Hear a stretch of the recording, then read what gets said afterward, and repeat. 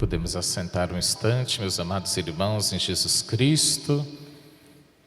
Depois de uma tarde agradável do nosso almoço à moda mineira aqui na paróquia, nós estamos hoje na terceira noite dessa novena, meditando sobre os frutos do Espírito Santo. Nossa paróquia decidiu nesse ano, na novena de Pentecostes, meditar sobre os frutos e não sobre os dons. O que são os frutos do Espírito? Aquilo que está escrito na carta de São Paulo aos Gálatas, capítulo 5, versículos do 22 ao 23. Aqueles que possuem os dons do Espírito Santo têm algumas características que a Bíblia chama de frutos do Espírito. É pelos frutos que nós conhecemos uma árvore, disse Jesus. Como saber se uma pessoa está movida pela ação do Espírito Santo? Se ela tem esses frutos. Esses frutos do Espírito Santo revelam se a pessoa ela anda movida por esse Espírito. Queridos, no batismo nós recebemos o Espírito Santo, mas compete ao nosso estado de vida cotidiano saber se nós vivemos conforme o Espírito.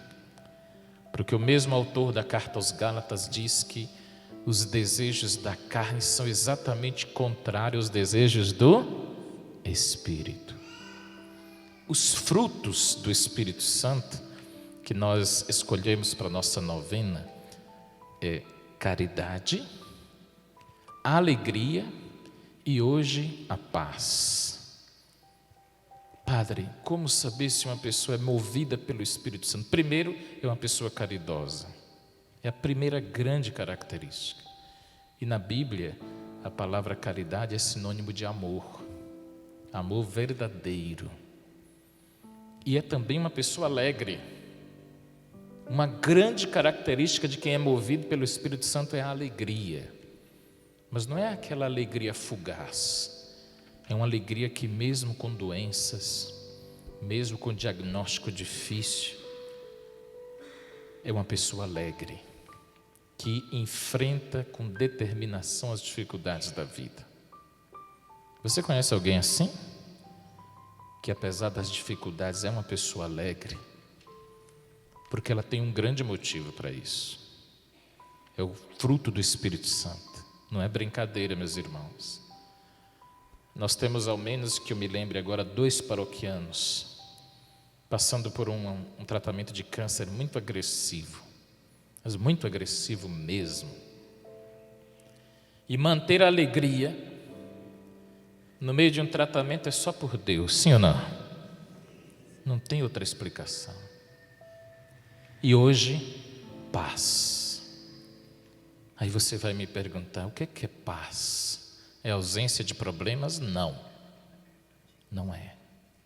Padre, como é que eu vou saber se eu estou em paz? É quando todos os problemas da minha vida acabarem? Não, exatamente o contrário. Já viu aquela história de quanto mais eu rezo? E é verdade mesmo. Então não estranhe, viu? Quando você estiver fazendo a coisa certa, o fruto mais evidente vai ser as pessoas te criticarem e jogarem pedras, viu? Já viu jogarem pedra em árvore que não dá fruto? Por isso que o fruto da paz não é ausência de problemas, não é ausência de conflitos, de discussões, não é nada disso. A paz significa presença de Deus. Vamos repetir? A paz é presença de Deus. Ah, Padre, mas quando Deus está presente, os problemas não somem? Quem é que me diz isso? Jesus teve problemas na sua vida, sim ou não? Até maiores do que você e eu juntos. Mas ninguém teve mais paz do que ele. Ele tinha tanta paz no seu coração que ele disse assim certa vez, cheio de problemas: vinde a mim, todos vós que estáis cansados, cheios de problemas, fatigados, e eu vos aliviarei. Olha que coisa interessante. Que geralmente quando a gente está com problema, a gente fala, não me enche hoje não é assim? Já estou de cabeça cheia. E Jesus disse o contrário. Vinde a mim, vocês que estão com problemas. Vinde a mim, eu vos darei descanso. Porque o meu jugo é suave e o meu fardo é leve. Eu tenho paz para lhes dar. Uma paz que o mundo não é capaz de oferecer. Por isso, meus irmãos, a gente tem procurado a paz nos lugares errados e da forma errada também. A gente pode encontrar instantes de embriaguez, de desilusão com as drogas, com excesso de álcool e com tantas outras formas de fuga. Mas essa paz não é a paz verdadeira. São fugas. A paz verdadeira a gente encontra onde? No altar, na Eucaristia. E não significa que seus problemas vão acabar. Significa que você vai ter força para superá-los. Você entendeu, sim ou não? Não adianta o padre aqui ficar mentindo, você bem claro, como muitos pregadores de religião. Venha para a minha igreja que seus problemas vão acabar. Isso é mentira. Eles estão enganando o povo. Estão vendendo o que eles não são capazes de fazer. Jesus nunca disse isso. Jesus nunca prometeu isso. Ele disse, vocês vão ter muitos problemas, porque eu tenho, quem são vocês para não terem? Agora, comigo vocês vão superar. Sem mim, vocês não vão conseguir. O que ele está promovendo e o que ele está dizendo é que do lado dele, do lado de nosso Senhor, apesar de todos os problemas, a gente tem paz. A gente tem certeza de que vamos dar a volta por cima. E longe dele não tem como ter paz. A gente vai ter momentos de fugas até afundarmos em nossos vícios. Aí a gente cai no outro abismo, que é o da escravidão. Mas quando Jesus disse hoje no Evangelho, subindo ao céu, ele olhou para os apóstolos antes de subir para o céu, porque domingo que vem já é Pentecostes, ele disse assim, olha, permaneçam na cidade, até que vocês sejam revestidos da força do alto, que é o Espírito Santo. Quando ele disse assim, permaneçam, a gente está lembrando do Evangelho de São João, quando Jesus disse, permaneçam no meu amor. O verbo permanecer na Bíblia, toda vez que vocês ouvirem nos Evangelhos, o verbo permanecer, significa que Jesus está dizendo, crie raízes. Crie raízes na sua fé. Uma fé que tem raízes, ela permanece em Deus. Ela fala somente do que acredita. Sabe quem foi o homem na Bíblia que Jesus mais admirou por causa desse permanecer, por causa dessa convicção? João Batista. Jesus admirava muito São João Batista. Era o seu primo mais velho. Porque João era um homem de muita convicção. Ele não era uma pessoa fraca, que toda hora ficava mudando de opinião, de dupla personalidade, falso, não. A respeito de João, Jesus disse assim, ó, dos nascidos de mulher, não existiu ninguém maior do que ele, ninguém. Jesus admirava João Batista. Noutra vez, Jesus disse, o que é que vocês foram ver no deserto? Um caniço agitado pelo vento, quer dizer, um caniço é algo frágil, que o vento toda hora joga de um lado, joga de outro. Aí diz, não, vocês não foram ver um caniço agitado pelo vento. Vocês foram ver um machado posto na raiz. Ou seja, João Batista para Jesus era um machado posto na raiz. Não era qualquer vento que fazia ele balançar na fé. Não era qualquer coisinha que arrancava as raízes dele, não. Você vê na estrada às vezes, essas árvores de raízes profundas, ela arrebenta até para aquelas barras que a gente tem na rua, não é? Sim ou não? Vocês já viram? Raiz profunda, raiz forte. Jesus usa essa imagem para comparar João Batista. E é essa imagem que nós devemos ter, meus irmãos. de pessoas de convicção profundas, de pessoas de fé profunda, que acreditem no que pregam. Aqui em Aparecida, morou um padre muito interessante. E por feliz coincidência ele tinha o mesmo nome que eu. O nome dele era Aloísio Teixeira. Os padres as pessoas mais antigas conheceram esse padre. Quando ele estava no leito de morte, ele tinha uma doença de obesidade muito forte. Ele chamou um padre superior dele, apavorado, porque ele sentiu que ele estava morrendo. Aí o padre perguntou para ele: você está com medo, padre, da morte? Ele disse: não, eu estou sentindo que essa noite eu vou morrer. O senhor quer confessar? Não, eu estou tranquilo. Eu só queria alguém do meu lado para me dar a extrema-unção. Hoje, unção dos enfermos.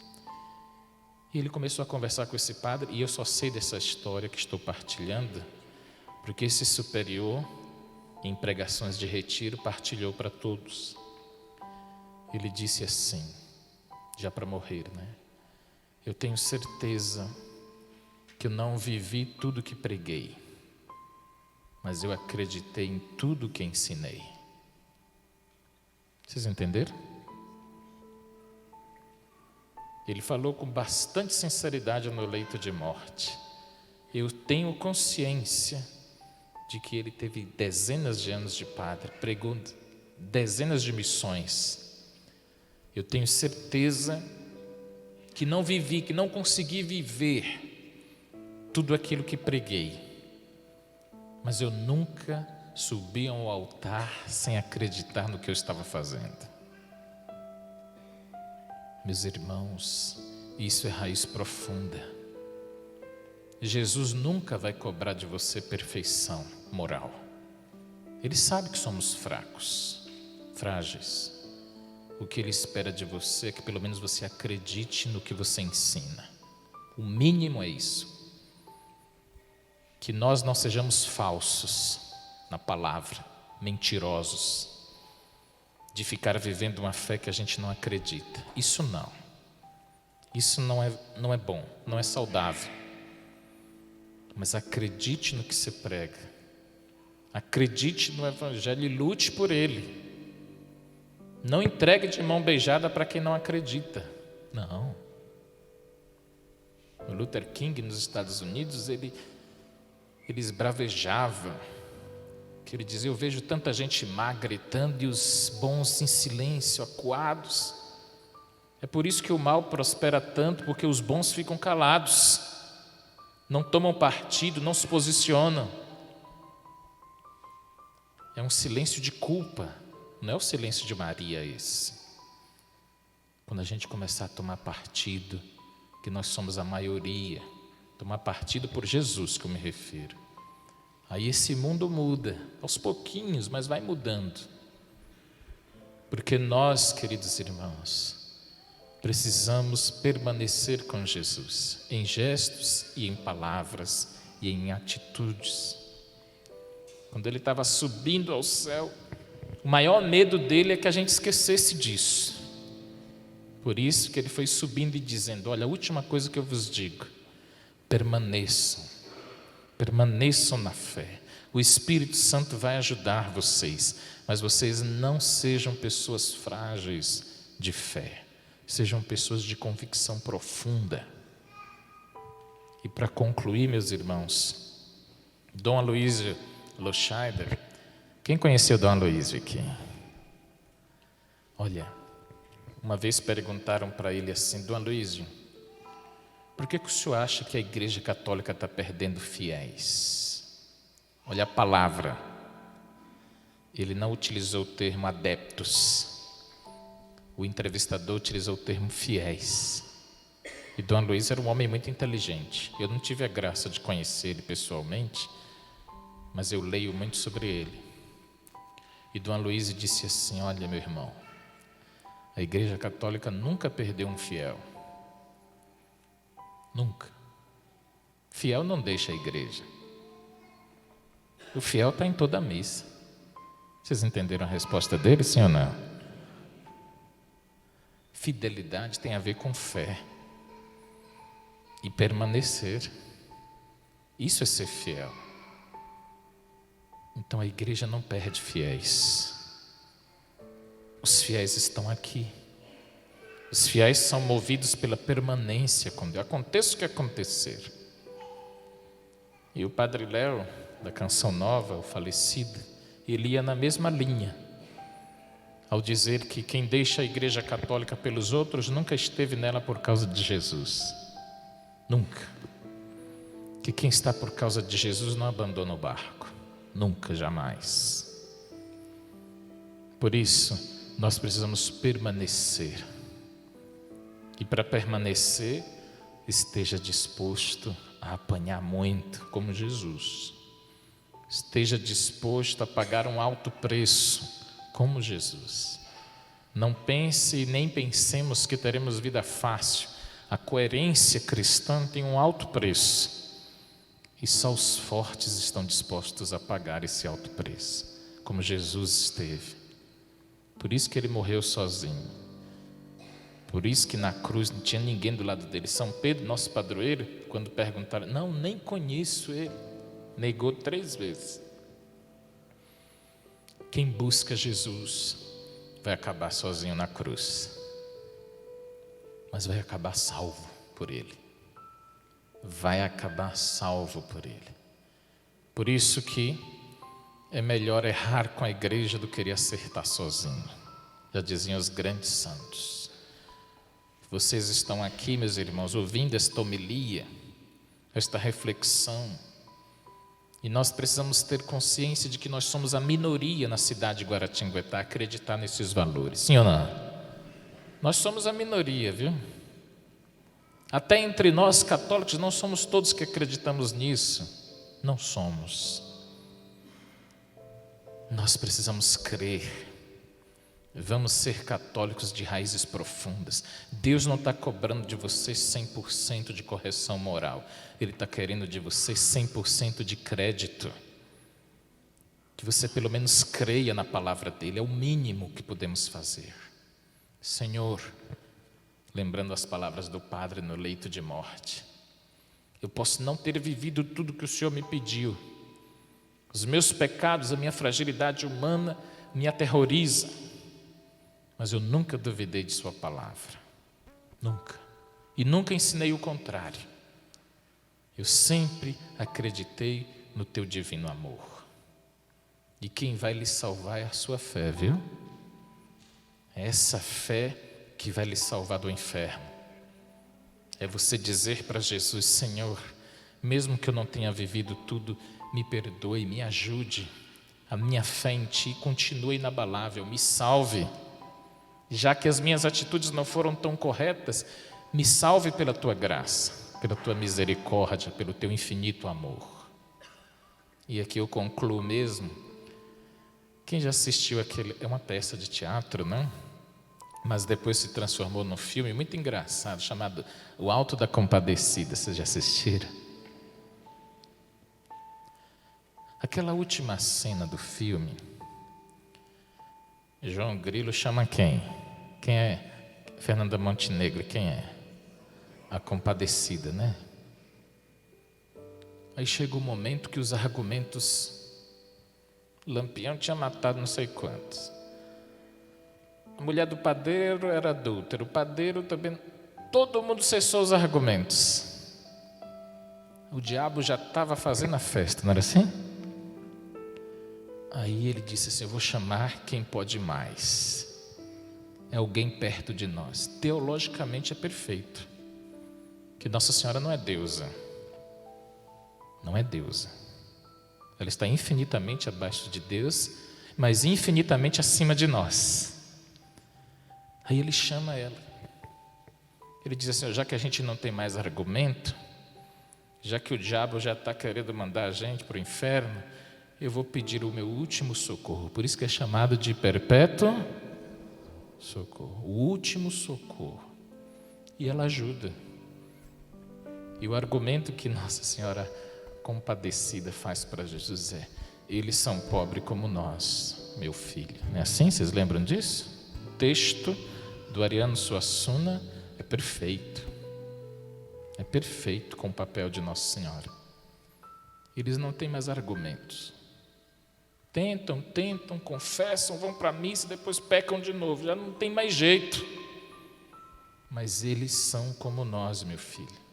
Salve eles, não pelo merecimento deles, mas pela sua compaixão, pela sua misericórdia. Porque, embora pecadores, todos eles acreditam em Ti. Vocês entenderam o sentido do perdão? Vocês entenderam o sentido que não são os nossos méritos que nos salvam, mas é a graça de Deus. E esse percurso inteiro eu fiz vocês fazerem com esta homilia para a gente, nessa terceira noite da novena de Pentecostes, sairmos daqui convictos da nossa fé, de raízes profundas, não só de vez em quando, mas sempre. Amanhã a nossa novena continua. Para católicos de raízes profundas, a gente não abandona o barco pela metade. Amanhã a gente está aqui de novo. A gente está aqui de novo. Porque o pecado anda ao nosso redor. E a gente não pode vacilar. A gente não pode entregar de mão beijada. A gente tem que estar na luta. Com a armadura do cristão, conforme Efésios capítulo 6, versículo 10. E eu peço que o Divino Espírito Santo dê forças para você. Você caminhe sempre com o Divino Espírito Santo no seu coração. Aí você vai ter muita força de superação. Amém. Queridos, você que acabou de assistir esse vídeo, muito obrigado. Eu te convido a acompanhar este canal pelo YouTube e também no Facebook Padre Aloísio Mota. Juntos vamos evangelizar.